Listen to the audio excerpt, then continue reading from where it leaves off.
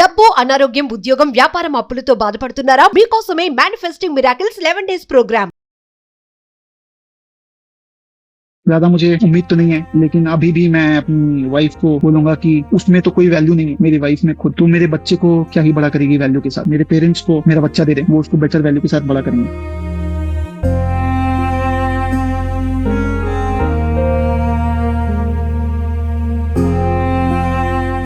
నమస్తే, welcome to Suman TV. ప్రస్తుతం మనతో పాటు ఉన్నారు former deputy director, ministry of defence, 20 years above experience ఉన్నటువంటి యూపీఎస్సీ టీచింగ్లో బాలలత మేడం ఉన్నారు. మేడంతో మాట్లాడదాం. నమస్తే మ్యామ్. నమస్తే అండి. మ్యామ్, బెంగళూరులో సాఫ్ట్వేర్ టెక్కి 34 yearsకే సూసైడ్ చేసుకున్నాడు. 24 pages సూసైడ్ నోట్ రాసి 80 minutes సెల్ఫీ వీడియో కూడా తీసుకొని, రీజన్ చూసుకుంటే భార్య, వైఫ్ రిలేటివ్స్ టార్చర్ అంట. ఇది కొంచెం రివర్స్గా ఉంది కదా మేడం వినడానికి. మనం ఎక్కడైనా చూసుకుంటే ఉమెన్స్ గృహహింస అని చెప్పేసి చూస్తూ ఉంటాం. మరి ఇక్కడ అదే గృహహింస మెన్కి వస్తే మరి ఇలాంటి చట్టాలు లేవా మన సొసైటీలో? అతను క్వశ్చన్ చేశాడు పర్సన్. మరి దీనికి మీరు ఏం చెప్తారు? మనకున్న చట్టాలన్నీ కూడా ట్రెడిషనల్గా ఉమెన్హుడ్ని ఉద్దేశించి, పాత రోజుల్లో మహిళలు బాధితులు అనమాట. అంటే ఏ కష్టం వచ్చినా మహిళలే విక్టిమ్స్ అవుతారు. చదువుకోని రోజుల్లో, చదువు రాని రోజుల్లో, గ్లోబలైజేషన్ ముందు రోజుల్లో. కానీ ఇప్పుడు అలా కాదు. అబ్బాయిలు అమ్మాయిలు అందరూ సమానమే. అండ్ అమ్మాయిలు కూడా పెళ్ళైన వ్యవస్థను ఎలా చూస్తున్నారంటే అదొక సీక్రెట్, పవిత్రమైన పని అలా చూడట్లేదు. ఆ ఎమోషనల్ బాండింగ్ తక్కువైపోయింది, ఎకనామిక్ బాండింగ్ ఎక్కువైపోయింది. ఎంత సంపాదిస్తున్నాడు, ఎంత ఆస్తి వెనకాల ఉంది, నన్ను ఎలా మెయింటైన్ చేస్తాడు, నాకు ఎలాంటి డ్రెస్సులు కొనిస్తాడు, నాకు బ్రాండెడ్ అన్నీ కొనిస్తాడా, అదే చూస్తున్నారు. పెళ్ళికి ముందు అబ్బాయికి ఎంత జాబ్ ఉంది, ఎంత శాలరీ వస్తుంది, వెనకాల ఆస్తి ఎంత ఉంది, అసలు అమ్మ నాన్న అవసరంలా, అబ్బాయి తల్లిదండ్రులు కూడా అవసరం లేదనమాట. ఆ కల్చర్లో 30 సంవత్సరాల నుంచి మనం ఎంటర్ అయ్యాం. ఇప్పుడు పూర్తి స్థాయిలో ఎంటర్ అయ్యాం. దాని యొక్క పరాకాష్టే ఈ బెంగళూరు టెక్కీ సూసైడ్ అనమాట. అతనికి ఎంత బాధ లేకపోతే అలాంటి సూసైడ్ నోట్ రాసి 24 pages నోట్ రాసి, అతను ఒక కంపెనీలో డైరెక్టర్ స్థాయి అంట. తర్వాత 80 minutes వీడియో పెట్టాడు. ఆ వీడియోలో తన ఒంటి పైన కూడా జస్టిస్ ఈజ్ డ్యూ అని పెట్టుకున్నాడు. అంటే ధర్మం జరగాలి, నాకు ధర్మం జరగాలి అని చెప్పి అతను పోరాడుతున్నాడు. నాకు జస్టిస్ వచ్చేదాకా నా శవ దహనం కూడా సరిగ్గా చేయొద్దని చెప్తున్నాడు. అంత బాధలో అతని ముఖం చూస్తే, అతని వాయిస్ ఏంటంటే ఇంత బాధ ఒక వ్యక్తి పడ్డాడా అని. ఇండియాలో ఏంటంటేనండి, చట్టాలన్నీ మహిళల పట్లే ఉన్నాయి, మహిళలకు ఫేవర్గానే ఉన్నాయి. ఒక అమ్మాయి నాకు ఈ నష్టం జరిగింది, ఈ కష్టం జరిగిందని పోలీస్ స్టేషన్కి వెళ్తే అందరూ అమ్మాయి తరపునే ఉంటారు, అబ్బాయి తరపున ఎవరూ మాట్లాడరు. అయితే ఇప్పుడు మనకు కావాల్సింది ఏంటంటే మెంటల్ హరాస్మెంట్. అమ్మాయికైనా అబ్బాయికైనా ఒకటే. ఒక భర్త ఇంటికి రాగానే భార్య ఎలా ఉన్నావు అని అడగటం పోయి, ఎంత సంపాదించుకొచ్చావు, నువ్వేం చేస్తున్నావు, ఇవి ఎక్కువైపోయినాయి అనమాట. అసలు ఏంటి, నీ స్టాండర్డ్ ఏంటి అని కంపారిజన్ కూడా పెరిగిపోయారు. సో ఇది మెంటల్ హరాస్మెంట్ అనేది అబ్బాయిలు కూడా ఈక్వల్గా ఉంటుంది. చాలామంది ఇప్పటి వరకు కూడా అమ్మాయిని డౌరీ కోసం వేధిస్తున్నారు, అమ్మాయిలకి కట్నం కోసం వేధిస్తున్నారు, డొమెస్టిక్ వైలెన్స్ అబ్బాయిలు అమ్మాయి పైన చేస్తున్నారని.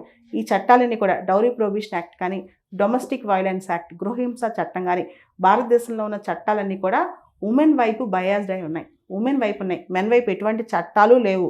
చట్టాలు లేకపోగా వాళ్ళు చెప్పుకున్నా తప్పే అయిపోతుంది. అబ్బాయి అదే అడిగాడు, నాకు ఫ్రీడమ్ ఆఫ్ స్పీచ్ కావాలి, మెన్కి కూడా ఈక్వాలిటీ కావాలి, మెన్కి కూడా భావ వ్యక్తీకరణ హక్కు కావాలని చెప్పి. ఇప్పుడు ఆ తల్లిదండ్రులు ఈరోజు చూస్తే మన వీడియోలో ఎంత ఏడుస్తున్నారు, ఎంత హృదయ విదారకంగా ఉన్నారు. ఇటువంటి పరిస్థితి ఎందుకు వచ్చింది అంటే, ఇతను అమ్మాయి డివోర్స్ అడిగింది, ఇతను డైవర్స్ పిటిషన్స్ ఉన్నాయి, ఇతని పైన చాలా ఫేక్ కంప్లైంట్స్ ఇచ్చింది. చిన్న బాబు ఉన్నాడంటే బాబుని కూడా ఎత్తుకుపోయింది. పిల్లోని చూడాలన్నా లక్షల్లో డబ్బులు కట్టాలంట అమ్మాయికి. అండ్ నెల 40,000 ఇస్తాడంటే చాలదు. అమ్మాయి జాబ్ చేస్తుంది, నాకు అది చాలదు, నాకు 2 లక్షలు ఇవ్వు, 3 లక్షలు ఇవ్వు అని అడుగుతుందంట. అంతేకాదు, డివోర్స్ కావాలంటే కోట్లు ఇవ్వు. ఈ అబ్బాయి సూసైడ్ నోట్లో జడ్జి గురించి కూడా రాశాడు. ఉత్తరప్రదేశ్లో ఆ జడ్జి లంచం ఇస్తేనే పని చేస్తాయి అని చెప్పి కూడా ఎలిగేషన్ వేశాడు. పోలీస్ డిపార్ట్మెంట్స్ అందరూ కూడా అమ్మాయికే సపోర్ట్ చేస్తున్నారు. అది ఈ అబ్బాయి ఒక కేసు, ఈ అబ్బాయి బయటకు చెప్పుకోగలుగుతున్నాడు. చాలామందిలో ఈ ఇంతకుముందు ఐపీసీలో 498A సెక్షన్, ఇప్పుడు భారత న్యాయ సంహిత వచ్చింది, ఇంతకుముందు ఐపీసీ. ఈ సెక్షన్ ఏంటంటే అమ్మాయిలకు ఒక వెపన్ అనమాట. దాది మిస్యూజ్ అయింది, యూజ్ అయింది. అమ్మాయిల కోసం పెట్టిన సెక్షను, కానీ అమ్మాయిలు దాన్ని చాలామంది మిస్యూజ్ చేశారు. నాకు తెలిసిన ఒక కేసులో ఎక్కడో ముంబైలో ఆడబడుచు ఉంటుంది, ఆడబడుచు మీద కూడా కేసు వేసేసారు. ఈమె కూడా వచ్చి డౌరీ అడిగేసింది, హెరాస్ చేసేసిందని.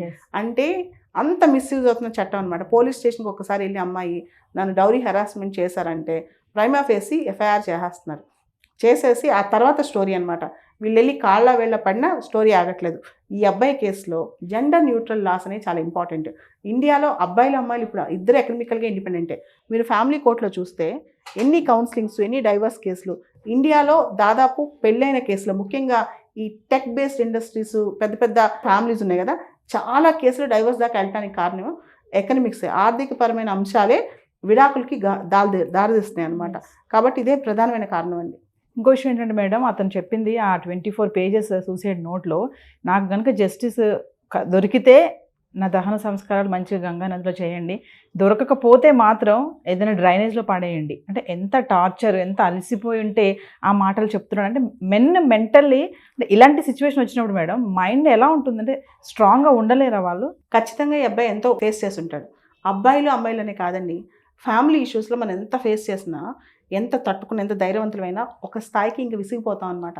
ఇదా మనం బతికేది అని చెప్పి. ఇది అబ్బాయిలకి అమ్మాయిలకి మెంటల్ హెరాస్మెంట్ ఒకటే ఉంటుంది. మెన్ అయినంత మాత్రం వాళ్ళు స్ట్రాంగ్ ఉంటారు, ఉమెన్ అయినంత మాత్రం వీక్గా ఉంటారని లేదు. క్రూయల్టీ కూడా ఒకటే. ఉమెన్ మెన్ ఇద్దరు క్రూయలే. అంటే క్రూయల్టీలో కూడా పరాకాష్ట అమ్మాయిలకు కూడా ఎక్కువైపోయింది అనమాట. అమ్మాయిలు ఏం చూస్తున్నారు ఈ రోజుల్లో, ఓన్లీ పెళ్లి చేసుకుంటే ఒక కాంట్రాక్ట్ అనమాట. ఇది actually western culture, neo liberal culture అంటాం మనం పొలిటికల్ సైన్స్ భాషలో. ఈ వెస్ట్రన్ కల్చర్లో ఏంటంటే పెళ్లి చేసుకునే ముందు ఫస్ట్ కొన్నాళ్ళు కలిసి ఉంటారు, వీరి దగ్గర ఎంత లాభం ఉంటుంది అన్నీ చూసుకుంటారు అనమాట. ఇక్కడ ఒక పొజిషన్ ఏంటంటే, మీరు బిల్ గేట్స్ విడాకులు చూస్తే ఆయన దాదాపు $76 బిలియన్ ఇచ్చారంట వాళ్ళ వైఫ్కి విడాకులకి, డివోర్స్కి $76 బిలియన్ ఇచ్చారు. జెఫ్ బెజోస్ 4%, 4% అమెజాన్లో షేర్స్ ఇచ్చారు. సో అమెరికాలో ఏమైపోయిందంటే, వెస్ట్రన్ కల్చర్ అమెరికాలో, యూరోప్లో పెళ్లికి ముందే ఒకవేళ మనం విడిపోవాల్సి వస్తే నేను నీకు ఇంతే ఇస్తానని చెప్పి ప్రీ న్యూపిటల్ అగ్రిమెంట్స్ లేదా ప్రీ మ్యారేజ్ అగ్రిమెంట్స్ చేసుకుంటున్నారు. భారతదేశంలో కూడా ఆల్మోస్ట్ అదే కండిషన్స్ వచ్చేసాయి. పెళ్ళి అనేది ఒక సాక్రెడ్ థింగ్ అని పక్కన పెట్టేసి ఒక కాంట్రాక్ట్ అయిపోయింది. నువ్వెంత సంపాదిస్తావు, నువ్వెంత తెస్తావు, నన్ను ఎంత హ్యాపీగా ఉంచుతావు, నాకు ఎంత బ్రాండెడ్ కొనిస్తావు, నా లైఫ్ ఎంత కంఫర్టబుల్గా ఉంటుంది, నేను ఎంత హ్యాపీగా ఉంటాను నేను పెళ్లి చేసుకోవడం వల్ల. మెటీరియల్ థింగ్స్తో హ్యాపీనెస్. పెళ్ళి అనేది ఒక మెటీరియల్ థింగ్, దానిలో వచ్చే హ్యాపీనెస్. ఆ హ్యాపీనెస్ కోసం పరుగులాడుతున్నారు అమ్మాయిలు అనమాట. ఇప్పుడు ఎంత ఎక్స్ప్లోర్ చేద్దాం, వీడి దగ్గర ఎంత తీసుకుందాం, లైఫ్లో ఎంత సెటిల్ అవుదాం, నువ్వు ఇంత ఇస్తావా అంత ఇస్తావా. ఈ కేసు ఒక్కటి మనకు బయటకు వచ్చింది ఎందుకంటే అబ్బాయి ఓపెన్గా చెప్పి సూసైడ్ చేసుకున్నాడు. చాలామంది చెప్పకుండా నలిగిపోతున్న వాళ్ళు, చాలామంది చెప్పకుండా సూసైడ్లో వెళ్తున్న వాళ్ళు చాలామంది ఉన్నారనమాట. ఇలాంటి మోసాలు అనేవి భారతదేశంలో పెళ్లి పేరిట మోసాలు, తర్వాత ఇష్టం పేరిట మోసాలు దేశంలో విపరీతంగా పెరిగిపోతున్నాయి. మీరు చూస్తే ఫ్యామిలీ కోర్ట్స్ మొత్తం నిండిపోయాయి. మీరు ఇది బెటర్ ఒకసారి ఫ్యామిలీ కోర్ట్ దగ్గరికి వెళ్ళి అసలు ఇష్యూస్ ఒకసారి చూడండి, చిన్న చిన్న ఇష్యూస్. అండ్ విచిత్రం ఏంటంటే, పాత రోజుల్లో ఎంత పెద్ద ఇష్యూ అయినా సరే విడాకుల దాకా వెళ్ళేవాళ్ళు కాదు. కానీ ఇప్పుడు అలా కాదు. నాకు ఈరోజు చికెన్ పెట్టలేదు అంటే విడాకులు. ఓకే, చాలా ఏమంటే ఈగో అనమాట. నేను చెన్నైలో ఒక చోట ఉండేదానండి, ఒక డిఫెన్స్ క్వార్టర్స్లో నేను ఒక ఆఫీసర్గా చేశాను అనమాట. మా స్ట్రీట్లో అన్ని స్టేట్స్ వాళ్ళు ఉండేవాళ్ళు. మొత్తం ఆడపిల్లలందరూ విడాకులు అయిన వాళ్ళే. ప్రతి ఇంట్లో ఆడపిల్ల పెళ్ళి అయిపోయి ఇంటికి వచ్చిన అమ్మాయి. ఎందుకు వచ్చేసారంటే మొగుడిపైన అలిగి. ఒకసారి అడిగా, నువ్వు ఎందుకు వచ్చేసావమ్మా అని పక్కింట్లో ఒక అమ్మాయిని, పెద్ద డిఫెన్స్ ఆఫీసర్ కూతురు అనమాట.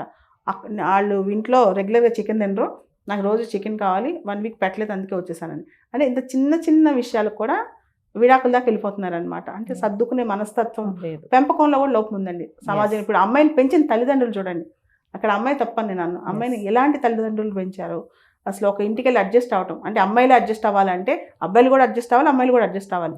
ఈ అడ్జస్ట్ అవ్వటం అనేది నేర్పించకపోవటం, ఇవన్నీ ఇష్యూస్ అనమాట. మేడం ఒక విషయం చెప్పండి, ఉమెన్కి ఏదైనా సమస్య వస్తే ఇమీడియట్లీ స్పందిస్తుంది కదా సొసైటీ, మరి మెన్కి ఒక సమస్య వస్తే ఎందుకు అంటే సమాజంలో ఏమైనా మార్పులు రావాలి అంటారా? సమాజంలో రావాలి, చట్టాల్లో రావాలి, మనం చూసే దృక్పథంలో రావాలి. అసలు పెళ్ళి అనే వ్యవస్థ పైన మళ్ళీ విలువ పెరగాలి. పెళ్ళి అనేది ఒక మెటీరియల్ సంబంధం అయిపోయింది. ఇక్కడ ఉమెన్ మ్యాన్ అని కాదు, ఏదో ఒక కాంట్రాక్ట్ రిలేషన్, మెటీరియల్ రిలేషన్ అయిపోయింది అనమాట. అది ఎమోషనల్ బాండింగ్ పోయింది. ఈజీగా ఒక మనిషిని ఇంకో మనిషి ఈజీగా వదులుకునే స్థితి వచ్చేసింది అనమాట.